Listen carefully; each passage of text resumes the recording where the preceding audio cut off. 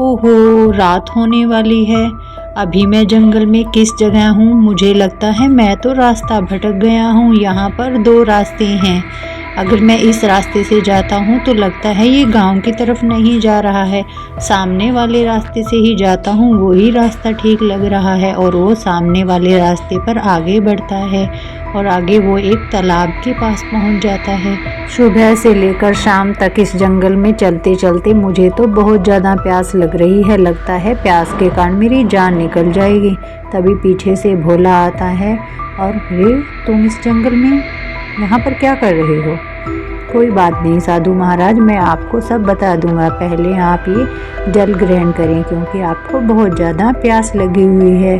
और तब वो साधु पानी पीता है। उसके बाद भोला उसे बताता है कि वो इस जंगल में ही रहता है। अब ये जंगल ही उसका घर है। अरे बच्चा, तुमने मुझ प्यासे को पानी पिलाकर बहुत पुण्य का काम किया है। अब मैं तुम्हारा ऋणी हो चुका हूँ। बताओ मैं तुम्हारे लिए क्या कर सकता हूँ? अरे बाबा, मुझे तो अपनी बेटियों की चिंता है।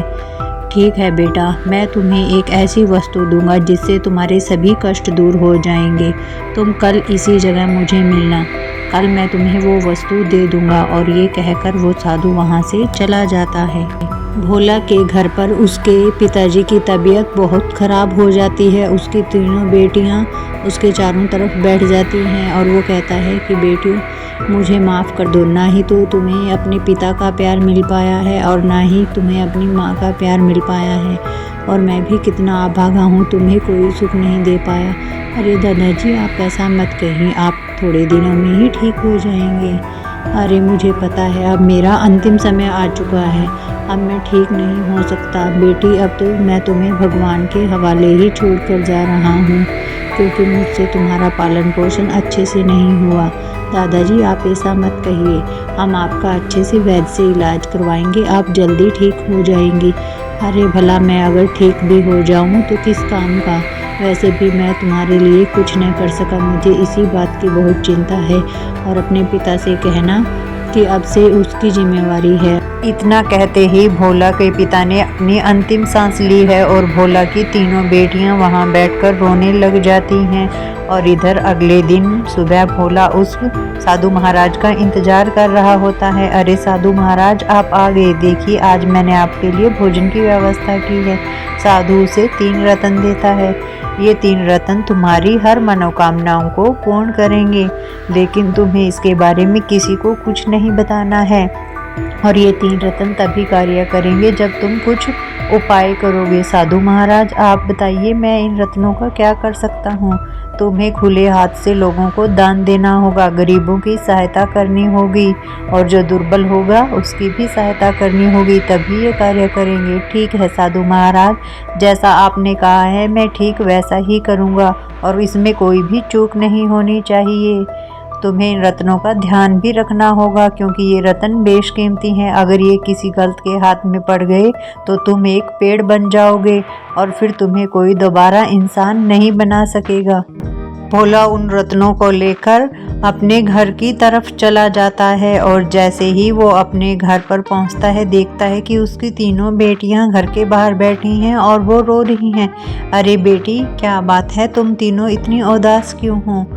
तभी उसकी छोटी बेटी उठती है और कहती है, मैं पिताजी के लिए पानी लाती हूँ। और वो पानी लेने के लिए अंदर चली जाती है। वो अपने पिताजी के लिए पानी लेकर आती है और वो पानी पीता है। तो उसके बाद पूछता है कि अच्छा बताओ, तुम इतनी उदास क्यों थी? वो तीनों बताती हैं कि दादाजी अब इस दुनिया में नहीं रहे। अरे चलो, जो ईश्वर की इच्छा थी वही हुआ, पर तुम्हें डरने की और चिंता करने की कोई ज़रूरत नहीं है। आज से मैं तुम्हारा अच्छे से ख्याल रखूँगा। बाबा, घर में खाने के लिए अन्न का एक दाना भी नहीं है। भला हम आपके लिए क्या खाना बनाएं? देखो, ये मेरे पास 3 रत्न हैं और ये तीनों रत्न मेरी हर मनोकामनाओं को पूर्ण करेगा। अब हमें किसी प्रकार की चिंता नहीं करनी चाहिए। अरे बाबा, लेकिन ये रत्न हमारे किस काम के? क्या इन्हें बेचना है? अरे नहीं, इन्हें नहीं बेचना। ये एक जादुई रत्न है। कल सुबह हमारे घर में सब कुछ होगा। घर के अंदर जाते ही वो अपनी तीनों बेटियों को उन रत्नों के बारे में बताता है कि ये रत्न उसे जंगल में एक साधु महात्मा ने दिए हैं, लेकिन ये रत्न तभी काम करेंगे जब हमें कुछ कार्य करने होंगे, हमें गरीबों को भोजन कराना होगा, उनकी मदद करनी होगी और निर्बल की सहायता करनी होगी। उसकी तीनों बेटियां ये सुनकर बहुत खुश होती हैं, लेकिन उसकी बेटियां इसलिए दुखी हैं क्योंकि उन्होंने अपने दादाजी को खो दिया है। तो कहती है कि पिताजी चलो हम कल ही गरीब लोगों को भोजन करा देते हैं। अगले दिन ही सुबह वो चारों मिलकर गरीब लोगों को भोजन कराते हैं। मैंने बाबा के कहे अनुसार ये कार्य तो संपन्न कर दिया है। अब मैंने गरीब लोगों की मदद की है, लगता है मेरे ये जादुई रत्न अब काम करना शुरू कर देंगे। भोला ये सोच ही रहा होता है। भोला अपनी बेटियों से कहता है कि अब हमारे घर में अन्न के भंडारे भर जाएंगे। पिताजी आपका कहे अनुसार हमने ठीक वैसा ही किया है। एक दिन उनके घर पर एक साधु आता है। अरे बेटी, मुझे बहुत भूख और प्यास लगी है, क्या मुझे तुम्हारे घर से कुछ भोजन और जल मिल सकता है? तभी उसकी बेटी कहती है कि अरे आप चिंता न करें, मेरे पिताजी को बहुत रत्न मिले हैं, और ये कहकर वो अंदर चली जाती हैं। तभी वहाँ पर भोला आता है और साधु महाराज उससे कहते हैं कि भोला, मैंने तुम्हें कहा था कि इन रत्नों के बारे में सिर्फ तुम्हें पता होना चाहिए, लेकिन तुम्हें तो इन छोटे बच्चों को भी बता दिया है। अरे महाराज, ये तो मेरी ही बेटियां हैं, भला इनसे मैं क्या छुपाता।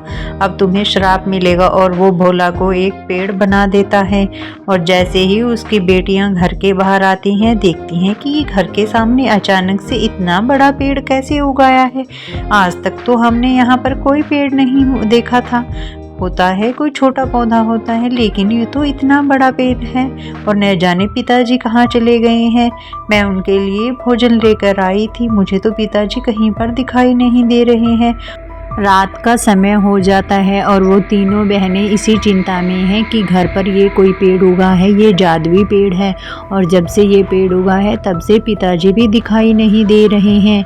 और पिताजी ने जब हमें उन रत्नों के बारे में बताया था, तो पिताजी ने कहा था कि अगर हम किसी को इसके बारे में बता देंगे तो वो पिताजी को पेड़ बना देंगे।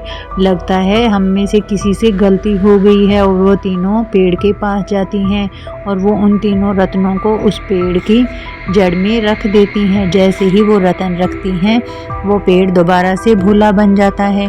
अरे बेटियों, तुम्हारी चालाकी और समझदारी के कारण मैं इस पेड़ से छूट पाया हूँ, वरना मैं तो पेड़ बन गया था।